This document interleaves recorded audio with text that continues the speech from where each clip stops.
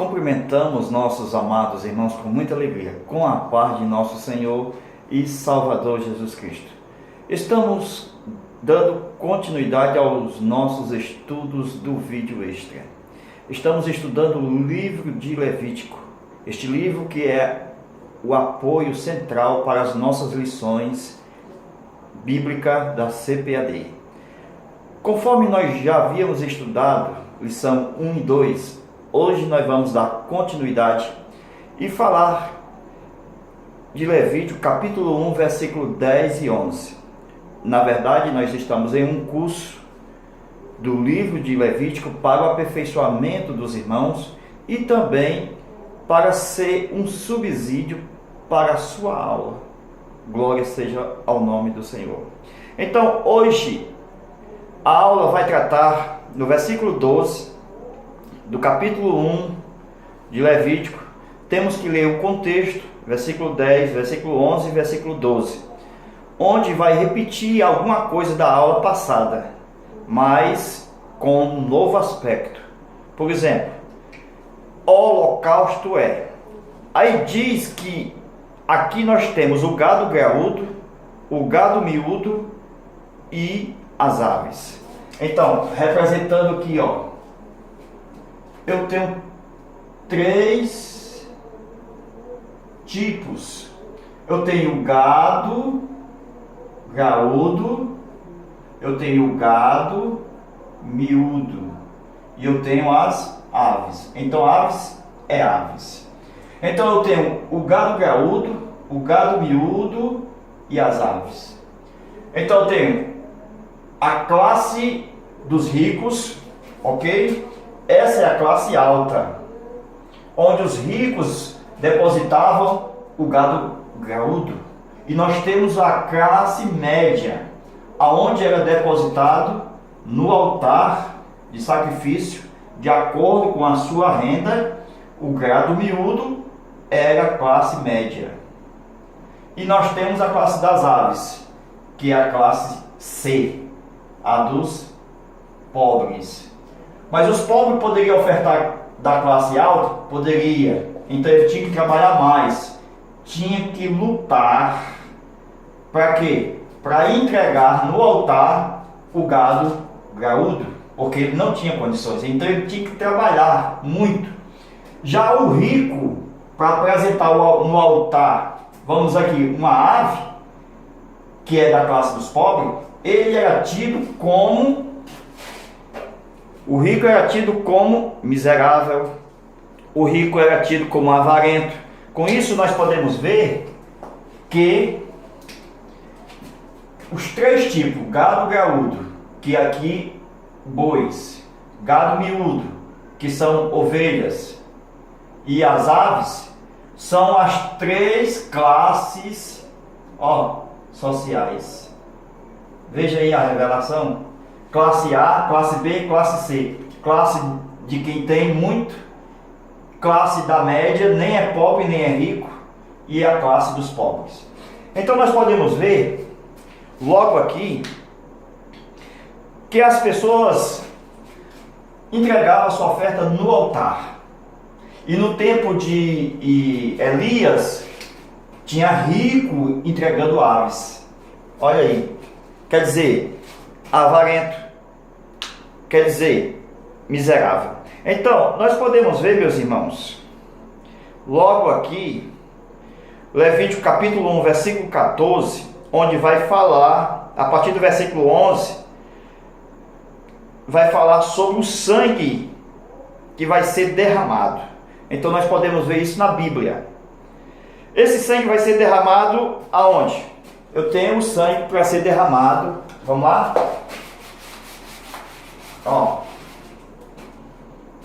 O sangue vai ser derramado aonde? Esse aqui é o altar de sacrifício. Então o sangue era derramado ao redor, sobre, nas paredes e nas pontas do chifre. Então, o sangue era derramado ao redor, na parede do altar, por cima e nas pontas do chifre. Com isso nós podemos ver que aqui representa o que? A cruz de Cristo. Só que essa parte aqui era oca. Então, voltando aqui, ó, só para nós vermos aqui, ó, essa parte aqui era oca. Então essa parte aqui recebia uma grelha, como a gente já ensinou, essa grelha que entrava por baixo tinha argolas, ok? Que era o crivo, se lembra da aula? Entrava aqui por baixo e essas argolas recebiam os varais, ok? Com isso representa Jesus levando a cruz, ok? Isso aqui, ou seja, levantando, ou seja, como se fosse para levantar o altar. Então eu tenho uma grelha que era colocado por baixo e essas argolas eram colocadas aqui por dentro e era colocado os varais para quê? Para movimento, para movimentar, porque era um móvel, ou seja, era quando se mudava de lugar, isso aqui eram levados pelos levitas. Então nós podemos ver que isso aqui é um tipo de Cristo levando a cruz, ó. Cristo levando a cruz, ok? Então meus irmãos, quando o sangue era derramado ao redor, significa que era derramado na terra, ok? Era derramado na terra. Com isso nós observamos o seguinte, que quando o sangue derramava-se na terra, o sangue tinha poder de clamar. Glória a Deus. Então o sangue só clamava quando ele derramava na terra. Então, eu posso ver isso aqui, ó.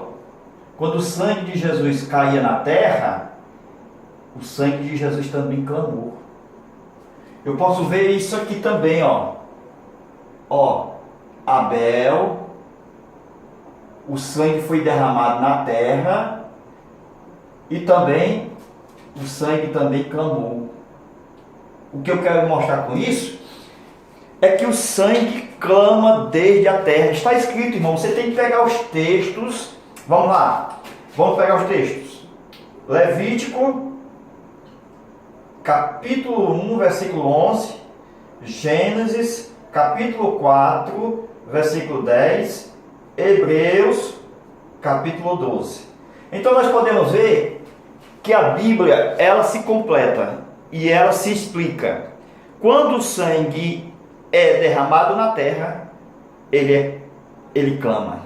Com isso o sangue de Abel clamava, mas clamou por muitos e muito tempo, até que viesse um sangue melhor do que o de Abel. Por quê? Porque esse vai clamar melhor, muito melhor. Com isso, entre Abel e Cristo, nós temos os justos morrendo aqui. Os justos. Só que esses justos que vão morrer depois de Abel até Cristo, observa-se, irmãos, lá em Apocalipse diz que os mártires da grande tribulação, quando o seu sangue é derramado, está escrito que as almas chegam diante do altar, ó, lá no céu, diante do altar. E diz a Bíblia que o sangue, e clamavam dizendo, até quando não vingas nosso sangue na terra? Então, com isso, esse sangue do chifre aqui, esse chifre representa justiça, ok? Então, normalmente a gente prega que quando um justo morre, o sangue vai clamar por justiça. Porque o chifre aqui representa justiça. E o sangue do chifre, que era depositado no chifre, também mostra que está clamando por justiça. Mas tem um mistério aqui, irmãos. O mistério é o seguinte, é que o de Abel é semelhante ao de Jesus. E o de Abel não clamava por justiça. Por quê? Clamar por justiça é clamar por vingança. É clamar que Deus faça vingança. Só que o sangue de Abel é um tipo do sangue de Cristo. O sangue de Cristo é o sangue do inocente. Então, o primeiro inocente da história, Abel. Então, Abel clamava por quem? Pelo seu irmão Caim. pedindo para Deus salvar. Ou seja, clamava bem. Como o sangue de Jesus clama melhor? Por quê? Porque não clama só pelo de Abel, mas clama por todo mundo. Por isso que é um sangue melhor.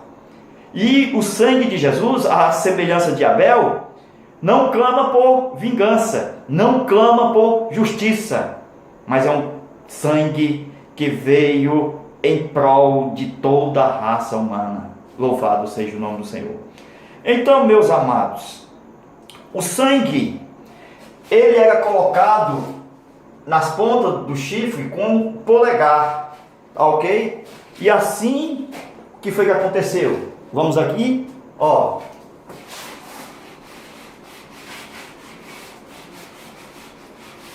Vamos aplicar a nossa aula, fazer uma aplicação, ok? Do livro de Levítico, do altar do sangue. Ó, nós temos Israel e o Monte Caveira, ok? Por que o Monte Caveira? Porque lá parece uma caveira. Se você pegar uma foto, vocês vão ver isso aqui lá, ok? Parece uma caveira. Cristo morreu aqui. Nós temos mais de 2 malfeitores. Então, segundo o Salmo, essa caveira, está escrito lá, ela anda em suas culpas. É uma caveira cabeluda. É uma caveira cabeluda, ok? Então, essa cruz aqui é a cruz de Cristo. Como Jesus é inocente, essa cruz representa uma espada. Por quê? Porque diz lá no Salmo que ele feriu o crânio, ó, o crânio cabeludo. Então, essa cruz está invertida, ok? De ponta cabeça para baixo. Então, se eu pegar ela e colocar para cima, eu tenho uma espada. Com isso, era a espada ficando na cabeça de Satanás, mostrando a vitória de Jesus na cruz. Isto estava profetizado no Salmo 68, ok? Salmo 22. Então, nós podemos ver que o sangue de Cristo abriu um novo e vivo caminho. Por quê? Porque lá no céu, irmãos, tem um tabernáculo original, numa cidade chamada Nova Jerusalém. Então eu tenho um tabernáculo aqui, ó. Por quê? Porque Jesus vai apresentar o seu sangue lá nesse tabernáculo. Então, com isso, nesse lugar aqui, que é a Nova Jerusalém, eu tenho o trono do Pai. O trono do Pai. Eu tenho águas que saem do trono em forma de espiral, sai pelas portas da cidade. Eu tenho quantas portas? 12 portas, ok? 3 para cada lado, então é um quadrado. A cidade é quadrangular, conforme diz Apocalipse. E essa cidade, Nova Jerusalém, está edificada sobre um monte. Porque diz a Bíblia que o anjo levou João no monte e mostrou a santa cidade. Então, Monte Sião. Monte Sião. Então, o sangue de Jesus, amados irmãos. Então, meus amados, nós podemos ver que, de acordo com Hebreus, capítulo 12, diz que pelo seu sangue que foi vertido na cruz, Jesus derramou e abriu um novo e vivo caminho. Por quê? Porque o Adão saiu do Éden e Deus fechou a porta de volta. Como? Colocou um véu. Quem era esse véu? Se lembra? Foi colocado 2 querubins na entrada da porta e ainda mais, tinha uma espada revolvente que envolvia e revolvia muito rápido para que Adão e Eva não voltassem para o jardim do Éden. Então, vocês observam que o caminho de volta estava fechado. Então, ele estava destinado à morte. Como reverter a morte? Recebendo imortalidade. Então, como receber imortalidade? Recebendo ressurreição. Como receber ressurreição? Cristo morreu por nós na cruz para que nós pudéssemos ter ressurreição. Então, glória a Deus. Com isso, na ressurreição, nós temos imortalidade. E no céu só tem pessoas imortais. Por isso que os homens foram criados na terra, mortais. Com isso, com um novo e vivo caminho, ele abriu esse caminho para nós entrarmos por ele. Com isso, nós podemos ver, irmãos, que nessa cidade tem anjos, tem 7 anjos, tem altar de incenso. Nós temos um tabernáculo, que é o templo de Deus, que foi abriu no céu, Apocalipse 11, 19. Então, nós temos dentro da cidade um tabernáculo, conforme Apocalipse, o templo de Deus, aonde foi vista a arca da aliança, isto da original, tudo original, na terra, conforme Hebreus 8 e 5, Deus disse: Moisés, faz uma cópia. Então na terra foi feito só cópia, irmãos. As pessoas hoje procuram a arca da aliança, a arca aquela que mandaram fazer. O que foi que aconteceu? Sumiu a arca. Desde o tempo de Nabucodonosor, a arca sumiu. O pessoal fica procurando onde é que está essa arca. Aí uns ficam fabricando livro e dizendo: a arca está debaixo do Calvário, o sangue de Jesus desceu até lá, só para vender livro para vocês, e vocês compram. Então, cuidado. Foi proposital que a arca sumisse, porque a arca é Cristo, e quando Cristo estava na terra, ele era a verdadeira arca. Com isso, os homens, ao tocar na arca, fazia efeito, porque era manifestado a glória de Deus, era curado a mulher que tocou na orla dos seus vestidos. Então, com isso nós podemos ver, amados, que nós temos aqui, um paraíso. Se lembra do paraíso? Vamos fazer aqui uma porta, vamos fazer um lugar para cá e um lugar para cá. E aqui, um abismo. O paraíso desse lado de cá, que é o seio de Abraão.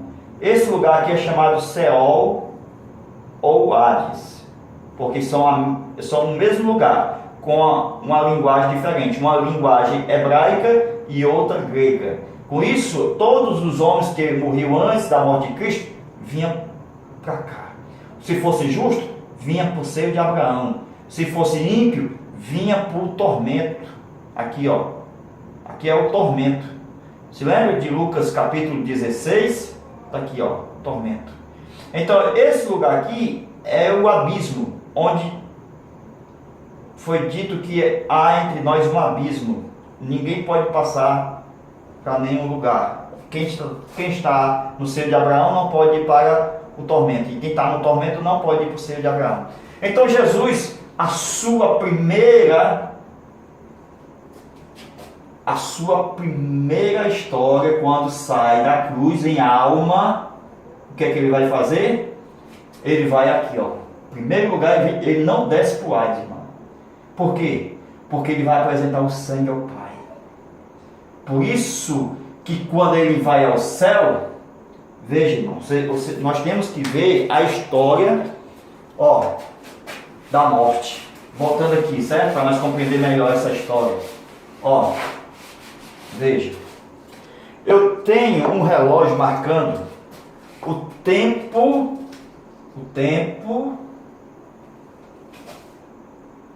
6, 12 e 3.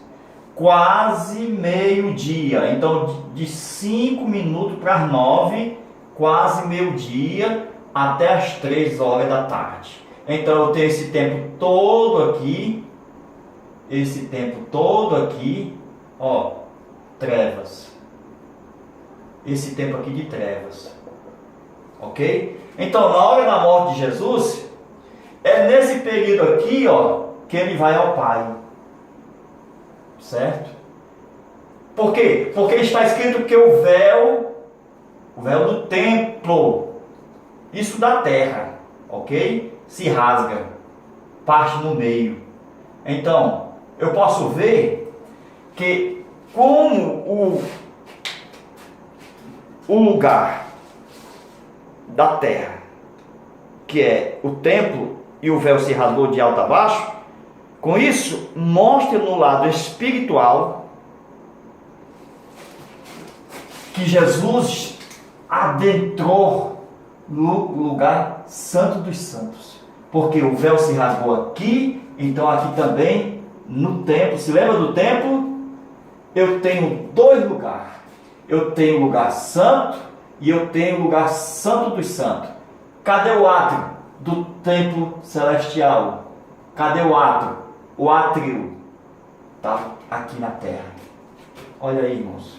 O átrio está aqui na terra. Então, Jesus morreu aonde? Em Jerusalém. Ou seja, fora da porta, certo? Fora da cidade. Com isso, na terra é o átrio. Enquanto lá no céu nós temos um tabernáculo celestial com dois lugares. Então esse véu do templo também se rasgou, o do celestial, mostrando que Jesus chegou lá. Quando rasgou aqui, mostra também que Jesus, do seu lado espiritual, nestas trevas. Por que trevas, irmãos? Porque o lugar santo dos santos, quando o sacerdote entrava, era escuro. Vocês observam aqui no Salmo 112, faz nascer luz em meio às trevas. Por quê? Porque o lugar santíssimo do templo, do tabernáculo, tudo era escuro. E quando escureceu aqui, mostra que ele entrou no lugar santo dos santos. Quer ver a prova? Abra sua Bíblia em Apocalipse, capítulo 11, versículo de 1 a 2. Não tenha preguiça não, irmãos. Abra sua Bíblia e veja aí, ó. Diz que o átrio está fora do templo. Veja se não está escrito desse jeito. O átrio está fora do templo. Então, como é que o átrio está fora do templo, irmão? Ó, se lembra que no templo, nos tabernáculos, o átrio era parte, ok? O átrio é parte, é a primeira parte. Eu tenho a segunda e a terceira. Então o átrio é parte do templo. E como é que Apocalipse, olha aí, irmãos, 11, versículo de 1 a 2, diz que o átrio está fora do templo, e diz que as nações vão pisar, e fala na cidade de Jerusalém. Então, onde é o átrio?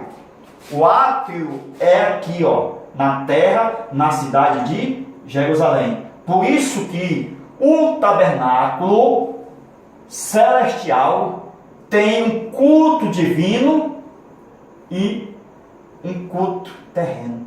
Ou seja, o culto a Deus é feito nos céus e na terra. Conforme diz o escritor aos Hebreus capítulo 10, nós vamos ver aqui. Ó, capítulo 12 parece. Então, conforme diz que o átrio está fora do templo, então, como o átrio pode estar fora do templo se ele é parte do templo? É porque na crucificação, este era o átrio do templo celestial. É por isso que o escritor aos Hebreus, quando vai falar do lugar enquanto que Cristo é o nosso sumo sacerdote e ele entrou no céu, a Bíblia diz que ele entrou no céu e foi feito sumo sacerdote dos bem futuros. Com isso, ele não fala do átrio. Por quê? Porque o átrio está na terra. Então, quando Jesus já entra no céu, o átrio é o Calvário. Então não pode o átrio fazer parte do celestial. Ele está interligado com a terra. Por quê? O tabernáculo celestial, o átrio está na terra. Glória a Deus. É maravilhoso, porque o escritor aos Hebreus não fala do átrio, irmão. Vamos ver isso aí. Ó, Aqui diz o seguinte, vejamos mais alguma coisa. Irmãos, o autor aos Hebreus está correto, porque ele fala de uma parte celestial e uma parte terrena. Então o culto tem duas partes. Hebreus capítulo 9, versículo 1, fala do culto divino e o santuário terrestre. Então nós temos parte divina, celestial, e a parte terrena, a humana, da qual Cristo é sumo sacerdote. Então, nós podemos ver, meus irmãos, Hebreus capítulo 9, versículo 2 a 3. É aqui que diz que o santuário celestial, da qual Cristo entrou, não tem o átrio. Só tem duas partes. Vocês veem que não tem o altar de sacrifício. Então leia capítulo 9 de Hebreus, versículo 2 a 3. Você não lê o átrio, você já lê do lugar santo para frente. Por quê? Porque está falando do tabernáculo que Cristo entrou. Por que não tem o átrio? Porque o átrio já estava na terra. Era o próprio Cristo, no sacrifício, no altar. Glória a Deus. Isso é maravilhoso, irmão. Então, nós podemos ver que quando o escritor aos Hebreus vai falar do tabernáculo celestial, ele fala como se tivesse somente duas partes. Ele fala do candeeiro, da mesa do pão, e depois fala da arca. Mas não fala do altar de sacrifício e nem fala da bacia. Por quê? Porque estava na terra. Glória a Deus. Então, com isso nós podemos ver que o átrio era a crucificação de Cristo, aonde era o altar de sacrifício, o Cristo morrendo. Esse era o átrio do tabernáculo celestial. Glória a Deus.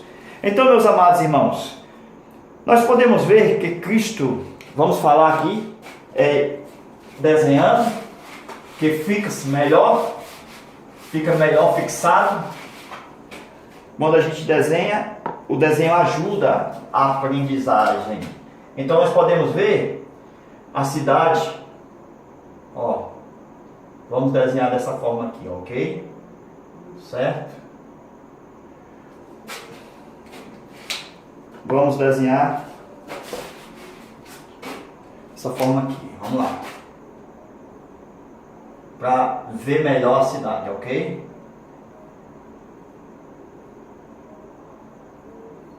Só para os irmãos entenderem aqui, ó. 3 portas aqui. Só que a cidade é quadrada, ok? Para os irmãos verem melhor o ângulo aqui, ó. Certo? Então, essa janela eram aqui. Essas portas. Certo? Não vou desenhar essas aqui não. Só para os irmãos entenderem como é a cidade. Então, essa cidade tem um tabernáculo aqui, conforme diz a Bíblia, o templo de Deus. Então Cristo morre aqui. Então o corpo fica aqui, ó. Por quê? Porque quando ele morre, eu tenho um tempo. Quase meio-dia até as 3 horas da tarde. Esse quase é de 5 a 9 minutos para chegar ao meio-dia. Então tem uma escuridão aqui. Cristo sai em alma.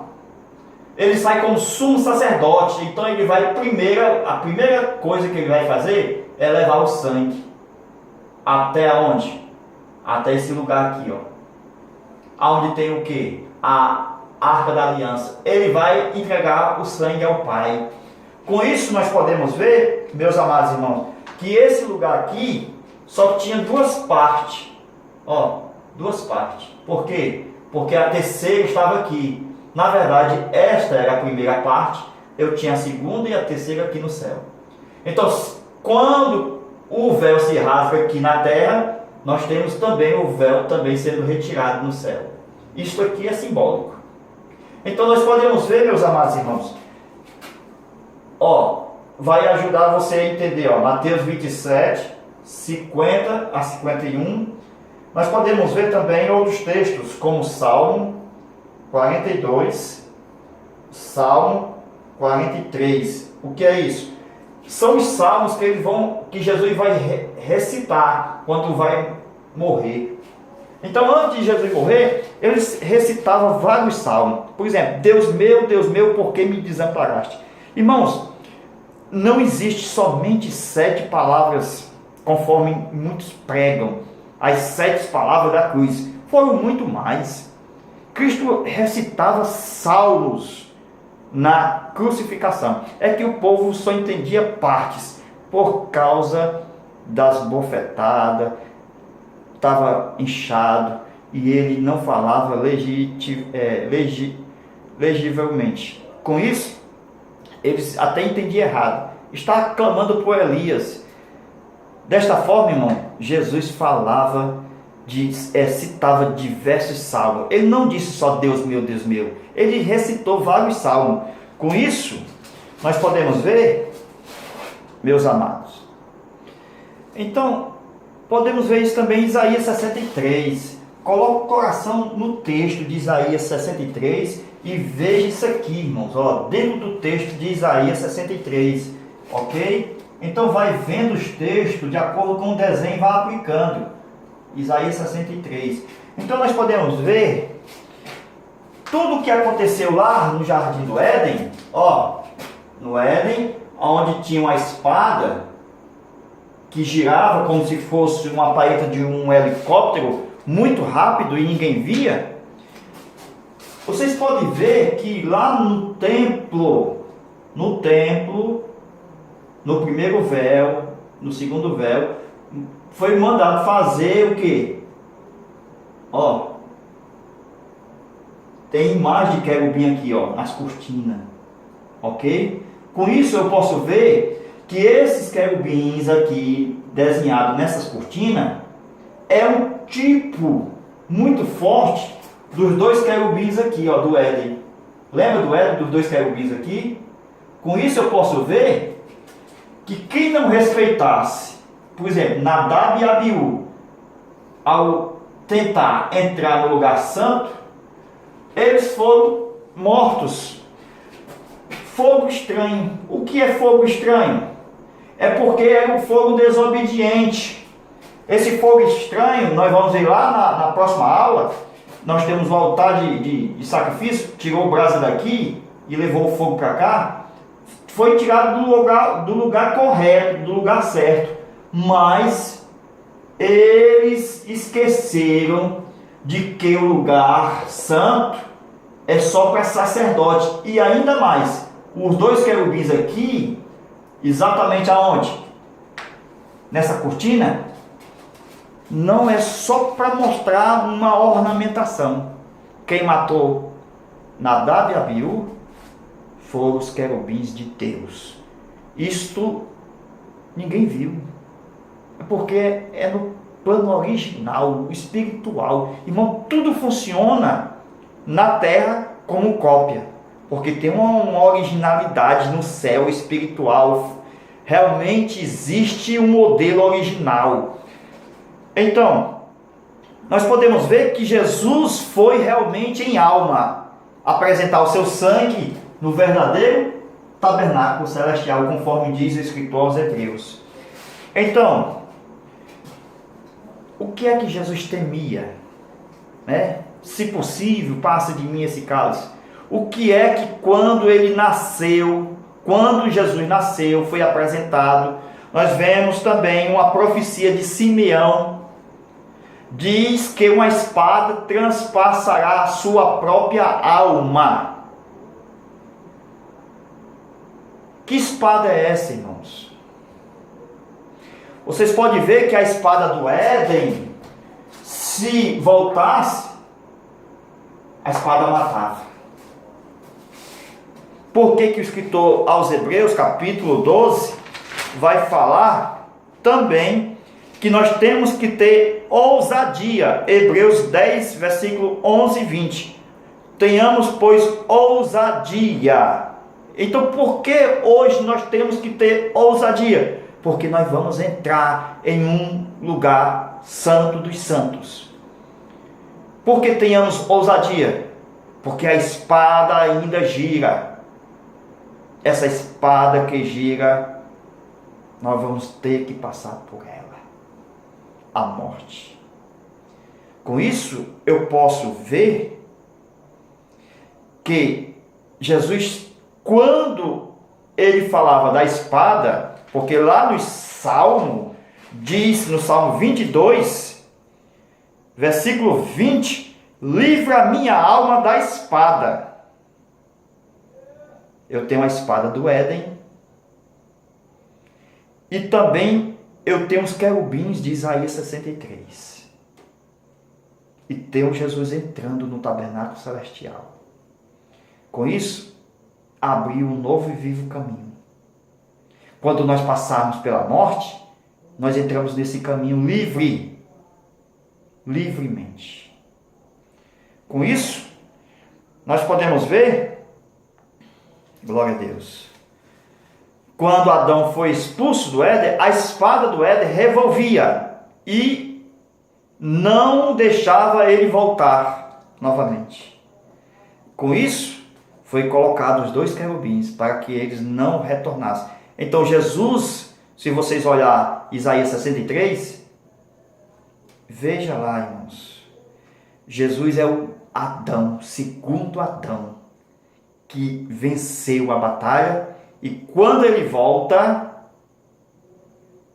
ele vai de encontro a essa espada. E essa espada do Salmo 22, versículo 20, livra a minha alma da espada.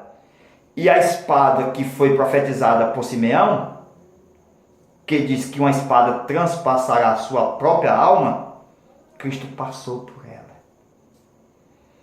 Com isso nós podemos lembrar da espada do Éden, dos querubins do Éden, e leia Isaías 63.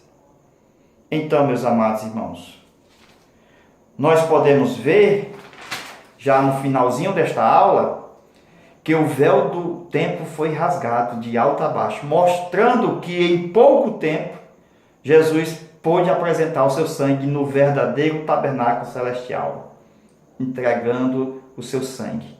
Isaías 63, versículo 1, que fala que ele marchou chegando no tabernáculo celestial com grande força. Isaías 63, 1, quando ele chega lá, ele se revela aos querubins, dizendo: eu falo, sou eu, Deus, que falo em justiça, poderoso para salvar. Os querubins viam Jesus, e viu Jesus vitorioso, com as suas vestimentas salpicadas de sangue, como aquele que pisa uva no lagar. Então nós podemos ver que Jesus, ao derramar o seu sangue tornou o nosso substituto. Não precisamos derramar sangue. Cristo derramou seu próprio sangue. E agora, o sangue de Jesus clama melhor do que até mesmo o sangue de Abel. Deus abençoe. Continue abençoando você, toda a sua família, o seu ministério. Continuamos nesta batalha desses vídeos extra e queremos que a tua aula do próximo domingo e assim até a última aula seja uma bênção. E Deus abençoe. Amém.